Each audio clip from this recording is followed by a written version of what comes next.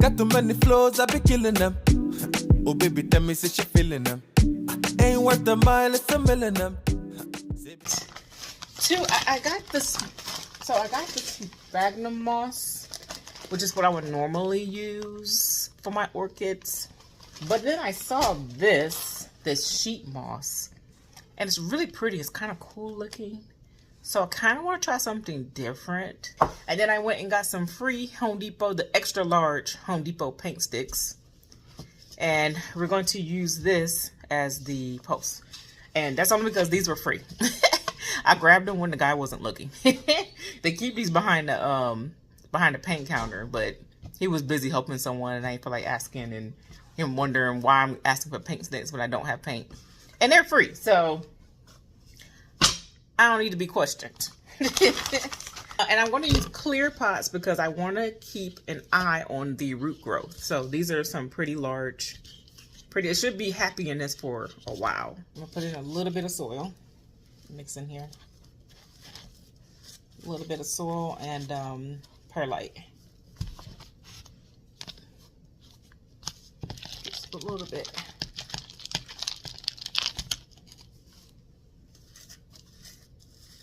This soil is a little bit of peat moss, 3 different kind of limestone, perlite, and humus. And I'm grabbing this and I am wrapping it around. See, I'm wrapping it and twisting it around. Twisting it around here. And putting this sharp end, that sharp pointy end right here, I'm putting it into the moss. So when I go to grab this, I don't poke myself. So that sharp end is now into the moss. And what we're going to do is tightly wrap this wire around. We're just going to wrap. I'm going to keep turning this into the wire. Hold on. The wire is twisted.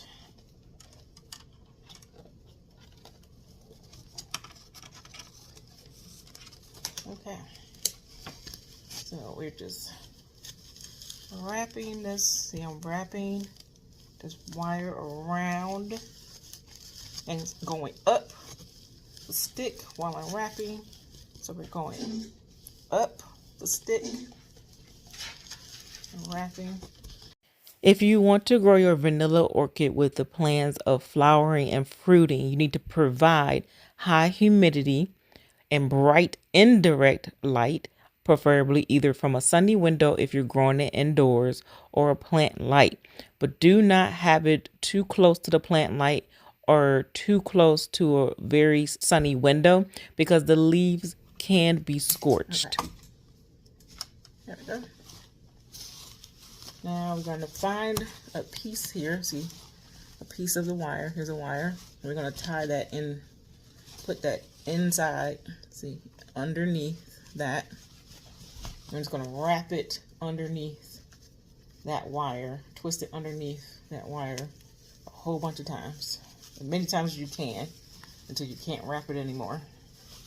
See, I'm wrapping it around, and I'm turning it over, wrapping it around, and then again, when you get to that point when you can't twist it anymore, you're going to point it towards that pointing end, this pointing end towards the sphagnum moss, and poke it right in there like a nail, holding it down.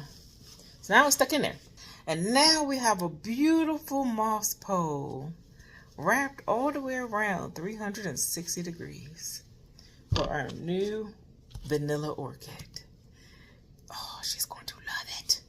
Okay, I should have put this in before I put the plant in, but oh well, too late now. And now we can put this easily into here because I wasn't crazy enough to fill the pot up yet. So I'm gonna actually do it this way so you can't see the orange writing through the, let me get a little closer. There we go. I don't want to see the orange writing through the pot. Now we're gonna add a little bit of soil. This plant is a vine and will need a trellis to support the climbing. You want the plant to get to about at least 10 to 20 feet long and the base of the stem to be a 1/4 inch to a 1/2 inch thick before it can even think about flowering. It does like to stay warm, so I suggest putting young plants on a heat mat in a humidity dome or mist it at least twice a day. Make sure you mist the moss as well, because there will be aerial roots on the vine as it grows up the moss, and those aerial roots will pull moisture from the air and from the moss. It'll keep the soil wet without causing fungus or mold, and it can air out and dry.